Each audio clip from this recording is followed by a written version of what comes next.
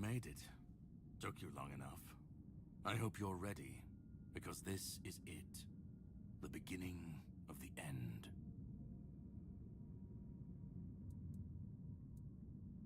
Ready to finish your journey, of course. You've come far, but every path ends somewhere. Yours ends here, in the heart of it all. Philosophically, not you specifically, but someone like you. Literally. Yes, and I was getting quite bored with the wait. This is the Charred Conclave, a graveyard for druids, burned alive as scapegoats for the Red Death. It's a reminder of what happens when people fear what they don't understand.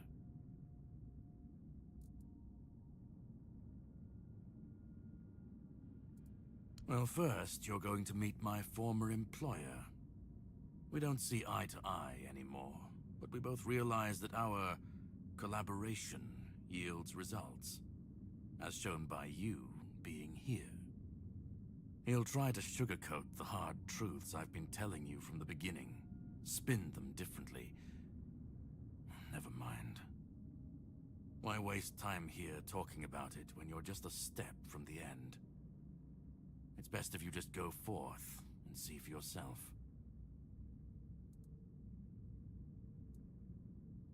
Just remember, this is the point of no return. Once you step through, there's no going back. But if you've come this far, I suppose you already knew that. Go on. He's waiting for you. Go on.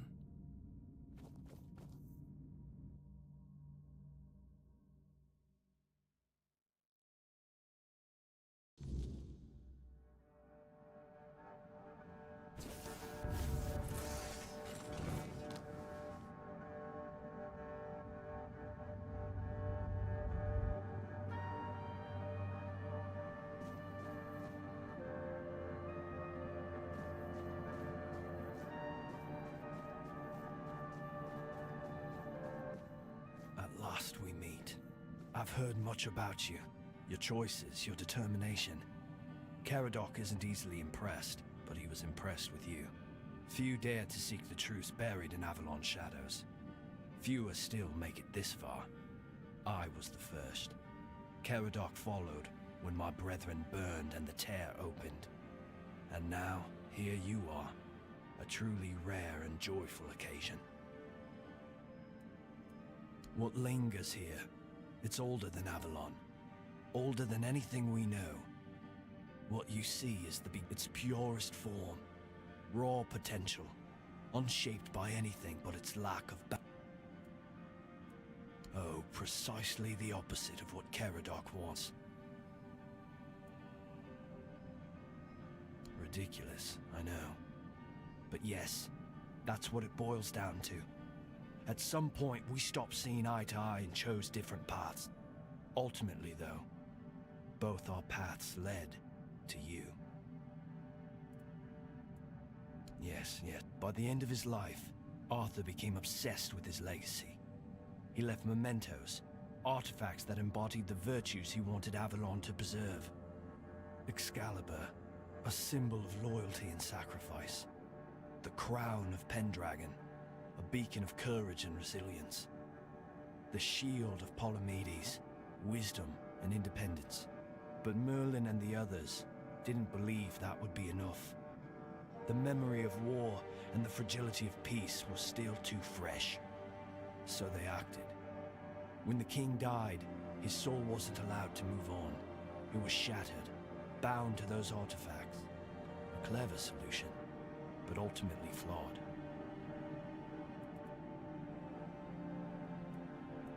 They feared losing what Arthur represented more than losing Arthur himself. They thought the king's essence would endure, if bound to his relics.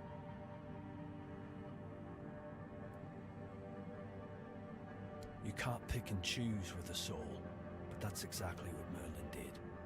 He focused on 3 parts of Arthur: his strength, wisdom, and courage. He left out 2 pieces: One tainted by the Four Dwellers' magic was deemed too dangerous. The other was his humanity, the most fragile part. Merlin thought compassion and doubt were weaknesses, unfit for a king. Without them, Arthur became hollow. A king with power, but no heart. That way, Avalon's greatest failure was born. I tried, and I found his finding it needed more than magic. It needed someone like you. The horrors you endured on that island gave you something no one else has. You can move through the weirdness, touch it, and return whole. That's why you found the King's soul, bound it to yourself, and came back.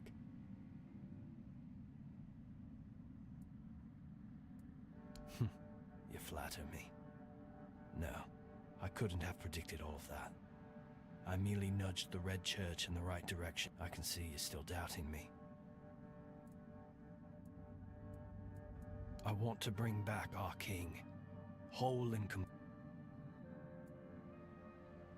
Won't. This time, Arthur will be whole. Because I've seen what happens without him. Weirdness preys on the weak, and the people are too divided to stand against it alone. Arthur is their only hope. Ever they're left without him, without guidance, chaos takes hold. If things continue this way, Avalon will tear it.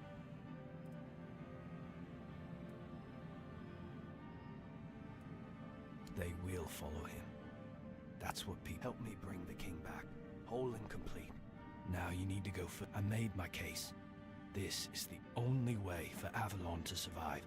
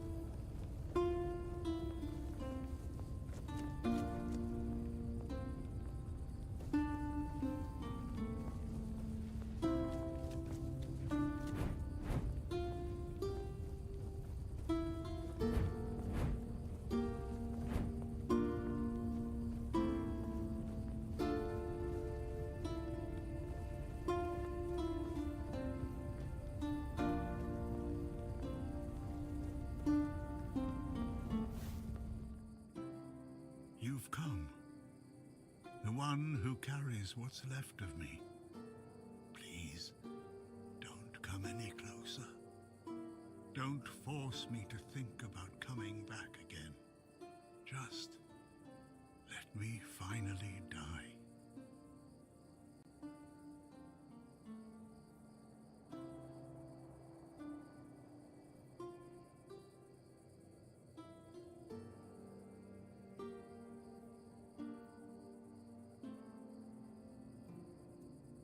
Because I've had enough. Enough of being torn apart and stitched back together.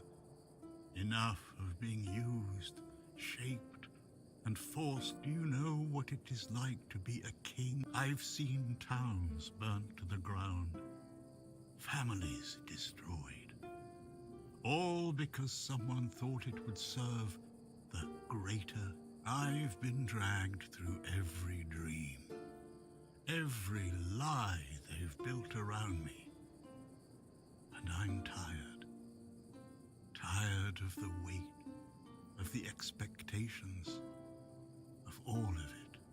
And most of all, I'm tired of failing.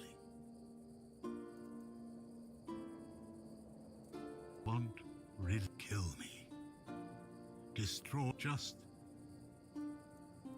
Orin wants a king, not me. But symbols aren't people. Do you know what it's like to be... He thinks ending me will free Avalon. But what then? People always see. Take that away, and they'll tear each other apart trying to find it. Or worse, build something even crueler in its place. Let me die. Not as Arthur, not as the king.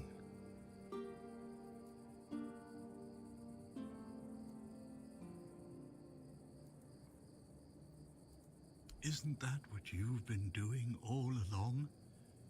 Carrying what's left of him? You've already taken up the humanity I was meant to represent. Doesn't that prove Arthur doesn't need me anymore?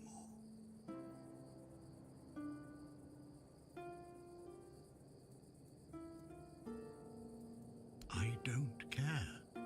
Do you know how freeing that is? To finally not care what happens next? Whether Orin gets his king or Caradoc gets his ruin? To not feel the burden of all my failures? To not see my memory tarnished, my plans, goals, and ambitions dragged through the mud? To not see the suffering my name causes? No more deaths in my shadow. No more kingdoms built on my bones.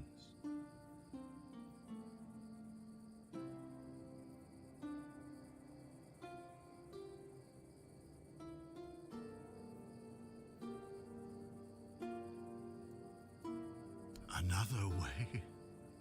There's always another way, isn't there? Another cycle, another resurrection, another lie to keep the world spinning. But please, not for me. Not anymore. I've had enough. I don't want another child. Do what you think is right. That's all I can tell you. Because whatever you decide, it will finally be your choice. And that's the only thing I've ever... You hold the choice. I don't care who you side with. Orin, Caradoc, or no one at all. You have all of my soul. Use it. Take it for yourself. Or give it to someone else. I don't even want to know. Do what you will with it. Just let me go. Let me...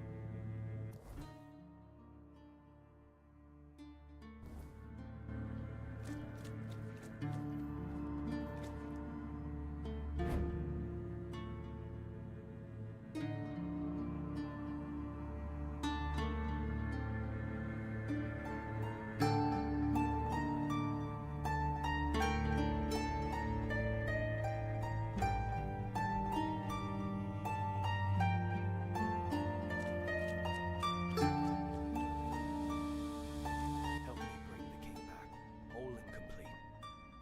Now I made my case. Please, this is...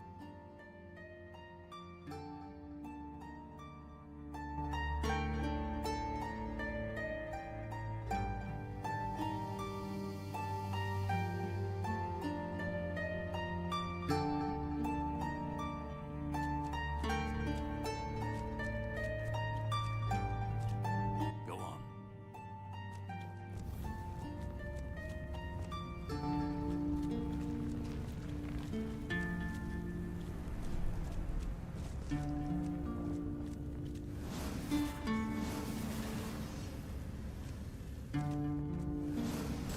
Carried a dying king across the bones of a dying world. Now you stand. I am the reason that I do not guide. I do not off. You have brought. Now, choose.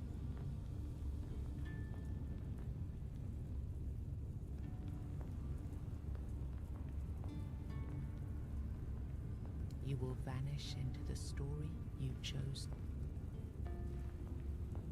You will be seen.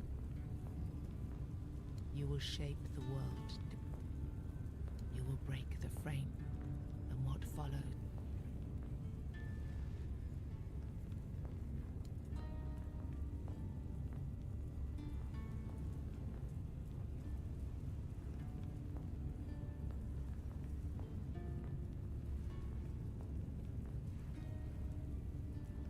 Then the idea shall develop, but the soul is... If this is what you want, then so be it. Take the soul, my friend. And I hope you're sure of the person you want to put this burden onto.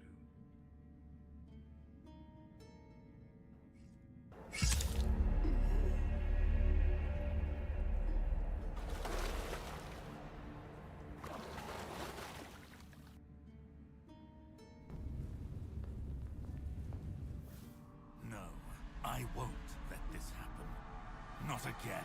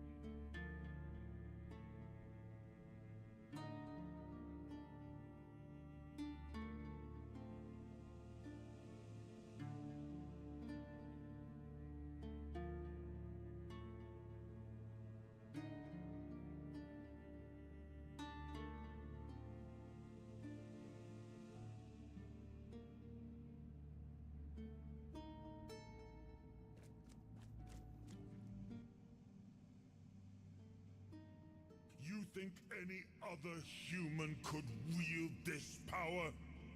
I endured 600 years of pain, of suffering, of loneliness. I made the sacrifices, me! And now you think you can take it from me? The hubris. No. I reject your claim.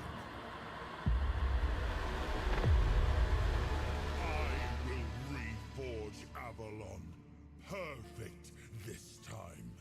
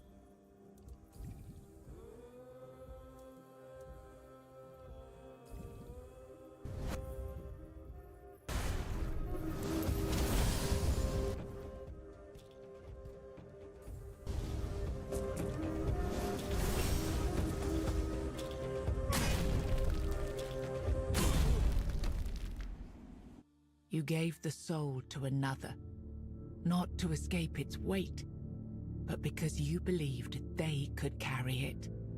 One person, chosen by you, to bear the burden and to shape what comes next. Whatever future rises from their rule will bear your seal, for it was your will that set it in motion. Without the power of Arthur to sustain you, your body fell back into the endless rot of the Red Death. With only a few weeks of life remaining, you withdrew into isolation, finding a quiet place from which to watch the kingdom you had helped forge anew. You entrusted Arthur's soul to Maggot, a druid who no longer believed Avalon could be saved. With the fleet sealed by Merlin's spell, he devoted himself to breaking it, determined to free the ships and lead those willing back to the homelands. Soon after you made your decision in the Resurrection Chamber, Denham took the men here to Camelot, along with most of Kuanak's people. Yvain departed in silence to pursue the Grail and never returned, his absence barely noted as Kuanak faded into history.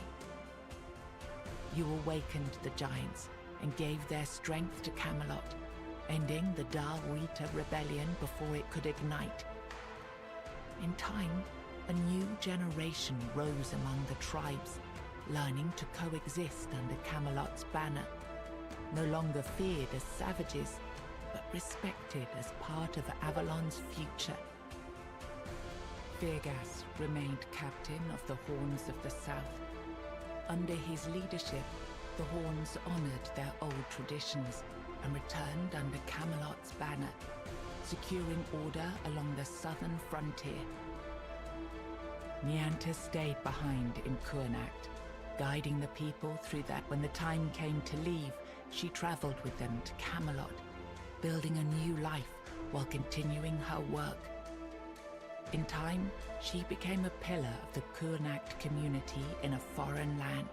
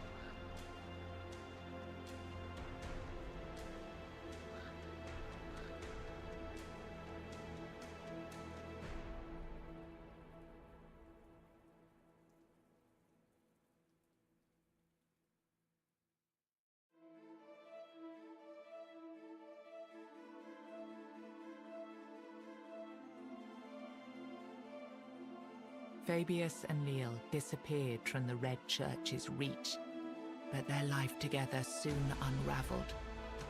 With no child and no cause to unite them, they parted ways, and Fabius faded into obscurity.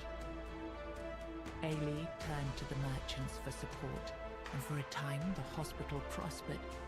But when they began charging patients for care, she walked away and opened her own small practice, refusing to serve profit over healing.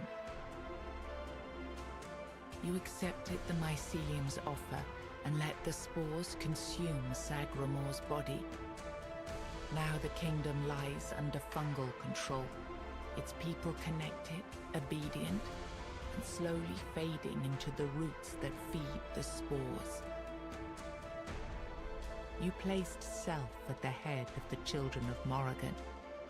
Operating from the shadows, the Guild reshaped Avalon's politics through quiet influence and assassination, while the people lived unaware of the power that ruled them.